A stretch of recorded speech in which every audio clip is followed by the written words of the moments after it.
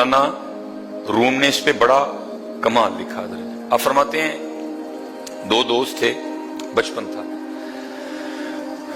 दोनों ने जब बैठना करना ना तो एक ने कहना अगर कभी अल्लाह ने मुझे बादशाह दी ना तो मैं मखलूक पे ऐसा रहम और करम करूंगा, ना किसी ने पढ़ा ना किसी ने सुना।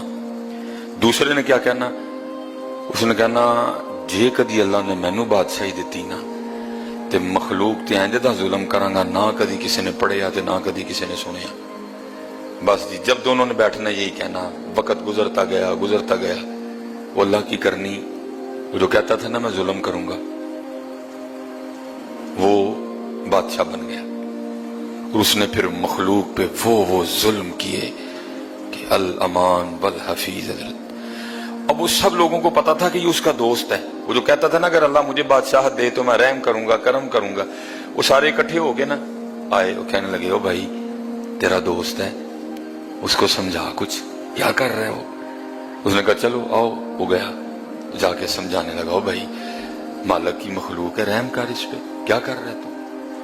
उसने कहा तुझे याद है जब बचपन में दोनों बैठा करते थे तो आपस में क्या बातें होती थी। उसने कहा क्या।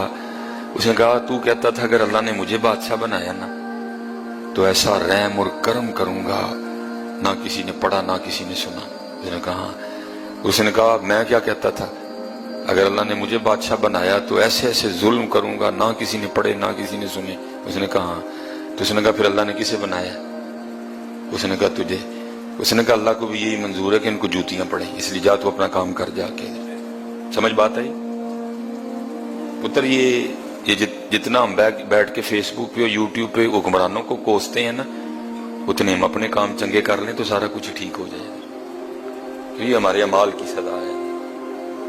देखो ना, मैंने पहले कहा हम इतने काम से गए कि हमने जुम्मे पे टोपी पहनी भी छोड़ दी है।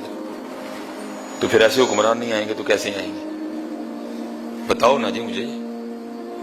हम इतने काम से गए, दाढ़ी की तो चलो बात रखो ना साइड पे, हम इतने काम से गए कि चंद स्टाकी की टोपी, जुम्मा, मस्जिद, हम उससे भी गए हजरत। तो फिर मुझे ये बताओ हुक्मरान ऐसे नहीं आएंगे तो कैसे आएंगे।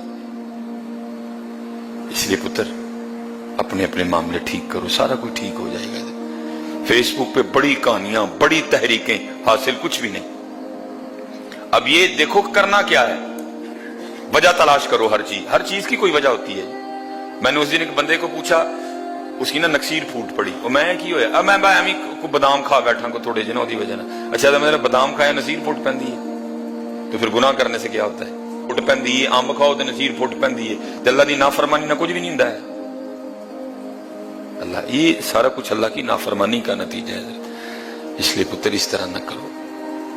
हमारे जैसे मैंने कहा ना, अपना सौदा बेचकर बाजार सूना।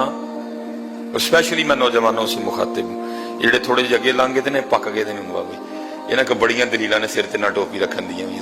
मैं नौजवानों से मुखातिब हूं पुत्र। हजरत सैयदना खुबाब रज़ी अल्लाह तआला, ये वो सहाबी रसूल हैं जिनके लिए लिखा है कि इनकी जो पुश्त थी ना वो इस तरह थी जैसे प्याज का छिलका होता है।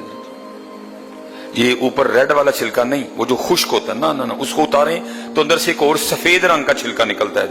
रेड छिलके के बाद वो लिखा है उनकी पुश्त उस तरह थी जैसे प्याज का छिलका होता है। हजरत एक दिन किसी ने अमीरुल मोमिनीन हजरत सैयदना उमर बिन खत्ताब रज़ियल्लाहु ताला अन्हु को बता दिया।